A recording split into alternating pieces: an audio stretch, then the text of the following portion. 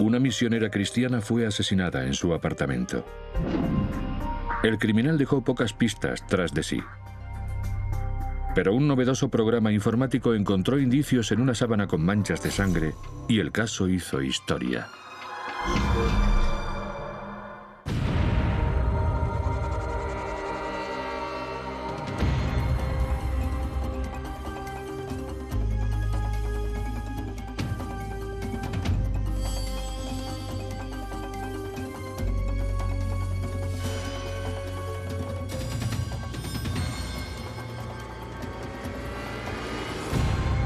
Crímenes imperfectos.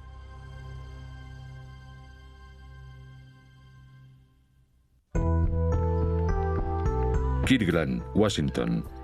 Una acaudalada zona residencial de Seattle que sirve de hogar a los ciudadanos más cultos de los Estados Unidos. Más del 95% tienen diplomaturas o licenciaturas. Dawn Ferrin, de 27 años de edad, encajaba allí perfectamente. A Dawn le gustaban mucho los idiomas. Hizo un curso en París para aprender francés y después se fue a Viena, la capital de Austria, a aprender alemán.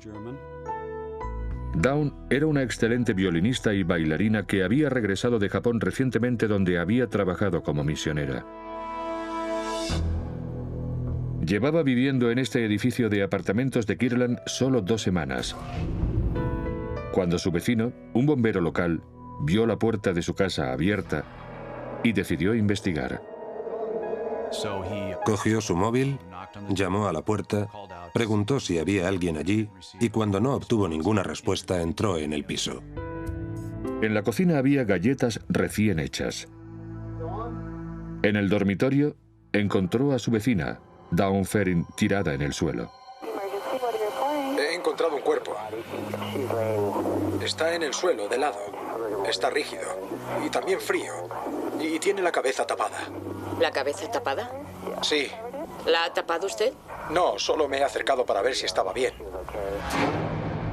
A Dawn la declararon muerta allí mismo. Yo no me lo podía creer. No me podía creer que le hubiera ocurrido eso, sin ningún motivo. No tenía enemigos. No creo que conociera a nadie allí, ni siquiera a los vecinos. No nos había hablado de nadie todavía, no nos había hablado de ningún vecino de su edificio. La autopsia reveló una contusión del tamaño de un puño en la parte posterior de la cabeza de Dawn Ferrin. También mostraba signos de abusos sexuales y de que había sido estrangulada con una sábana. Nos pareció que había sido un ataque rápido. No parecía que el sospechoso hubiera pasado mucho tiempo en la escena del crimen. Además, nadie había visto ni oído nada. Y había apartamentos arriba, abajo y enfrente del suyo donde había gente ese día. Lo único que los investigadores supieron, nada más entrar allí, fue que el criminal era fumador. Lo sabían por la ceniza que había sobre el colchón y por la quemadura de la mesa donde puso un cigarrillo. Pero no había ninguna colilla. Podía significar 2 cosas: que tuviera un cigarrillo en la boca cuando entró, o que cuando se diera cuenta de lo que había hecho pensara, Dios, ¿qué voy a hacer ahora? Y entonces encendió el cigarrillo y pensó en qué podía hacer: cubrirlo, limpiarlo o abandonarlo. También había una mancha de sangre en la sábana de la cama. Las pruebas indicaron que la sangre pertenecía a Dawn Ferrin. Los investigadores no encontraron huellas dactilares sospechosas ni huellas de zapatos en la escena del crimen. Ninguno de los vecinos vio ni oyó nada extraño, y no habían robado nada del piso. Desde un punto de vista fiscal, la mayoría de las veces hay un motivo para asesinar. El asesino conoce a la víctima, y el móvil del crimen puede estar justificado o no, y la mayoría de las veces no lo está. En este caso, no la había. Dawn Ferrin llevaba una vida muy discreta. No tenía ninguna relación amorosa. Y sus prioridades en la vida eran su fe cristiana, su familia y sus estudios religiosos. Por tanto, en muchas ocasiones, nos miramos los unos a los otros pensando, ¿qué diablos podemos hacer? Las galletas de chocolate recién hechas en la cocina de Dawn Ferrin dejaban a la vista los últimos momentos de su vida. Los recibos del supermercado identificaban dónde había comprado Dawn los ingredientes para las galletas y mostraban que Dawn había estado en la tienda a las 9:45 de la noche. Los investigadores no encontraban a nadie que la hubiera visto desde que salió de la tienda hasta que fue descubierta a la mañana siguiente. Dawn Ferrin fue una víctima inocente que estaba haciendo algo típicamente norteamericano en su casa cuando la asesinaron. Galletas para el Día de la Madre. Le podría haber pasado al hijo de cualquiera. Le podría haber pasado a cualquiera. Pero le pasó a nuestra hija. El perfil de Dawn era el de una chica muy tímida que no salía con chicos, no bebía y no consumía drogas. Llevaba en la ciudad solo 2 semanas. Una de las cosas más interesantes que aprendes cuando te dedicas a este trabajo es que el forense y sus observaciones dicen cómo era esa persona. Y lo más curioso que dijo de Dawn Ferrin es que era una chica tan modesta que ni siquiera tenía perforadas las orejas. Los investigadores comprobaron el paradero de todos los agresores sexuales registrados en la zona, pero todos tenían coartada. El agresor sexual que vivía en su zona tenía antecedentes por abusar de niños y no de mujeres adultas. Y nada indicaba que conociera a Dawn. Además, la mayoría de las veces los agresores sexuales se decantan por un determinado grupo. Tenemos varias posibles pistas. En aquel momento se estaba buscando a un asesino en serie en esa zona. El asesino en serie de Green River atacó a muchas mujeres en Pacific Northwest. Pero esos asesinatos eran diferentes ya que las víctimas de Green River no fueron asesinadas en sus casas. Los investigadores estaban casi seguros de que el asesino de Dawn vivía cerca. Al principio pensamos en cualquier vecino del edificio, pero no había nadie que nos llamara la atención particularmente. Además, todos tenían coartadas. Y cuando comprobamos los antecedentes penales no vimos nada sospechoso. También parecía que el asesino sabía que Dawn vivía sola. Si había sido alguien que simplemente la había seguido desde el supermercado, se habría arriesgado mucho entrando en la vivienda de alguien sin saber con seguridad que vivía sola. Aunque Dawn había sufrido abusos sexuales, el médico forense no pudo encontrar pruebas biológicas del agresor. La única prueba era la sangre de la cama de Dawn. Pero, ¿era posible que la sangre contuviera otras pistas? Los expertos la examinaron. Los agentes querían saber si había posibilidades de identificar a alguien con ella, y todos dijeron al unísono, muy pocas. Si el asesino había tocado la sangre, podía haber alguna huella. Pero la sangre estaba en una sábana porosa, otro obstáculo en el camino. Obtener huellas de telas es extremadamente difícil. Es muy poco común. No hay muchos de estos casos documentados. Una rápida llamada al laboratorio criminalístico del FBI sugirió que podían intentar ver si había huellas en la mancha de sangre con una sustancia llamada negro amido. El negro amido se utiliza desde hace mucho tiempo en laboratorios para mejorar el contraste. Asimismo, reacciona positivamente a la proteína de la sangre. Como no tenían nada que perder, el científico forense Pat Warrick sumergió la sábana en una solución de negro amido. Ninguno de nosotros pensábamos que conseguiríamos ningún resultado con ello, porque cuando sumergimos la sábana en negro amido la primera vez, se puso totalmente azul. Pero los ojos de los expertos empezaron a ver algo más. No nos lo podíamos creer. Teníamos una tela, una sábana, en la que después pudimos ver perfectamente huellas de manos, huellas dactilares en la sangre de la sábana, que no fueron visibles hasta después del proceso al estar ocultas.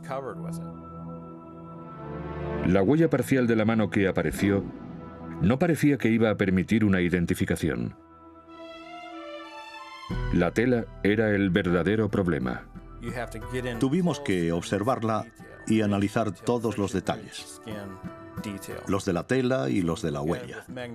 Y para ello los aumentamos. Y cuando lo hicimos, solo vimos el tejido. No se veían muchos detalles porque el tejido estaba por encima, y eso era todo lo que se podía ver. La huella de la mano no parecía llevar a ninguna parte, y los detectives tuvieron que enfrentarse a la posibilidad de que el asesinato de Dawn no se pudiera resolver. Pero siguieron investigando, y el estar en el lugar adecuado en el momento adecuado dio resultado. Mientras estaban fuera del apartamento de Dawn, un vecino empezó a hacer preguntas. Yo estuve allí horas y horas, y recuerdo estar en el aparcamiento y ver a este tío grande y gordo bajar por las escaleras. Y cuando llegó donde estaban los agentes, gritó: ¿tengo que preocuparme por mi seguridad? Esas fueron sus palabras textuales. Se llamaba Eric Hayden y vivía con su novia en el apartamento de arriba de Dawn Ferrin. La primera vez que los detectives hablaron con Eric Hayden, este sostuvo que no conocía a su vecina. La segunda vez que hablaron con él, dijo que la conocía, pero que nunca había tenido contacto con ella. Cuando le preguntaron dónde había estado la noche del asesinato, Hayden dijo que estuvo tomando copas con sus amigos hasta tarde. Y no tenía antecedentes penales por abusos sexuales. Nos llamó la atención porque no es normal levantarse un día después de 30 años y cometer el primer crimen de tu vida. No es lo normal. Pero había algo en Hayden que hacía sospechar a los investigadores. Las manos de Eric temblaban. Él mismo decía, mírenme, me tiemblan las manos, me estoy poniendo muy nervioso. ¿Eran los nervios normales de un interrogatorio policial? ¿O había algo más?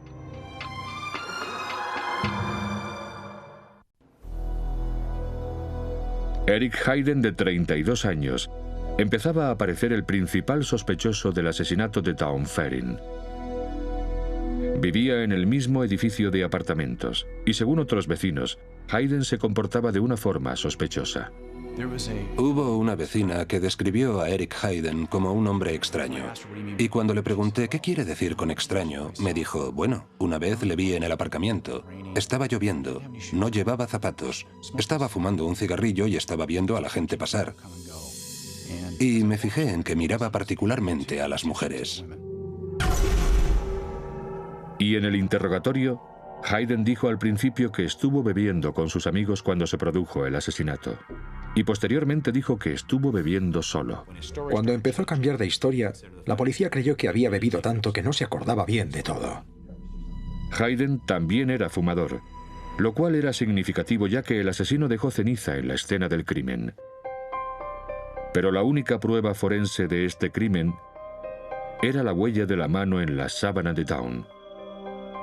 Y la huella era tan pobre que no había forma de compararla.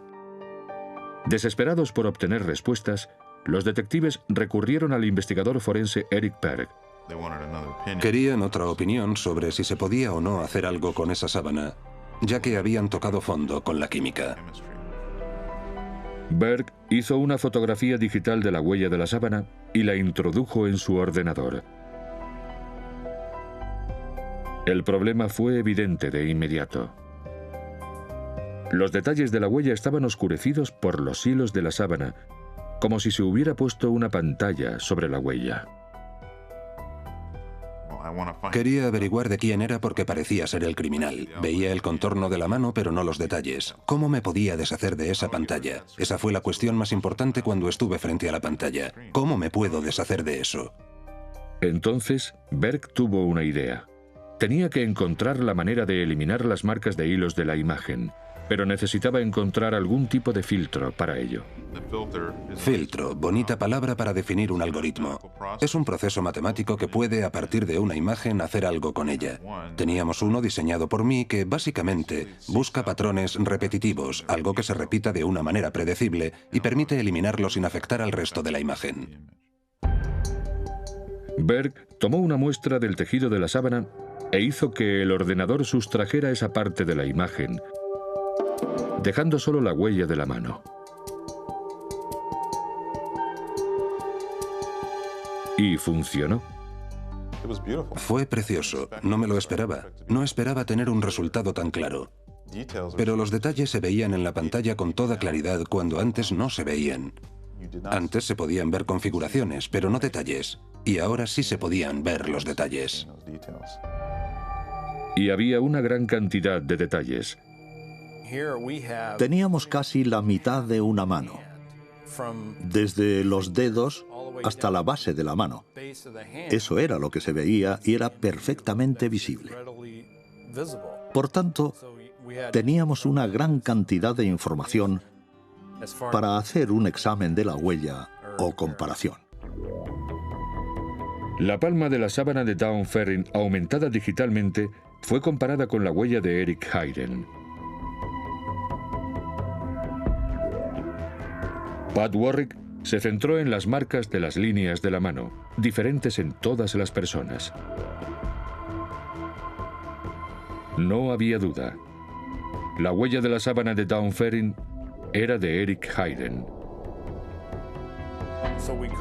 Así que llamamos y les dijimos, no os lo vais a creer, es el vecino de arriba, es él. Y nos dijeron, ¿qué? Fue increíble. Así que les tuvimos que decir, sí, coincide con la del vecino, es él. Eric Hayden fue detenido y acusado de homicidio en primer grado. La acusación estaba convencida de que tenía un caso incuestionable. Pero, ¿permitiría el juez que esa prueba fuera utilizada en el juicio? Cuando Eric Hayden estaba a la espera de juicio por el asesinato de Dawn Ferrin, la acusación tuvo que enfrentarse a muchos problemas. La tecnología utilizada para revelar la huella nunca había sido admitida como prueba en un juicio criminal. El argumento en este tipo de casos es que la policía solo ve el mal. Está ahí fuera intentando condenar a gente por asesinatos y por todo tipo de crímenes terribles. Y no se paran ante nada para conseguirlo. Hasta manipulan pruebas por ordenador, añaden información y ponen cosas que no estaban en la escena del crimen para condenar al acusado. En el juzgado, la acusación tuvo que convencer al juez de que lo único que se había hecho con la huella de la sábana era mejorarla. Nosotros no añadimos nada a las pruebas. Las pruebas son lo que son. Solo eliminamos lo que interfiere para identificar la huella. Pero no añadimos ninguna marca a la huella, ni nada parecido. El juez dejó que el jurado decidiera. Eric Berg llevó su ordenador al juzgado y demostró el proceso. Todo el mundo se quedó sorprendido al verlo. Rápidamente estuvo claro que era una huella de mano. Y recuerdo que yo estaba detrás del jurado mirando a Eric Berg y detrás estaba el equipo de defensa. Y uno de ellos me miró. Se echó la corbata para atrás y giró la silla como diciendo, ya he terminado. Y a efectos prácticos, Eric Hayden también había terminado. La huella contó la historia de lo que le ocurrió a Dawn Ferrin.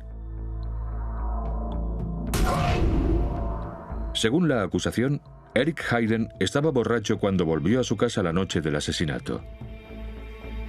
Cuando subía las escaleras, vio que la puerta de Dawn estaba entreabierta.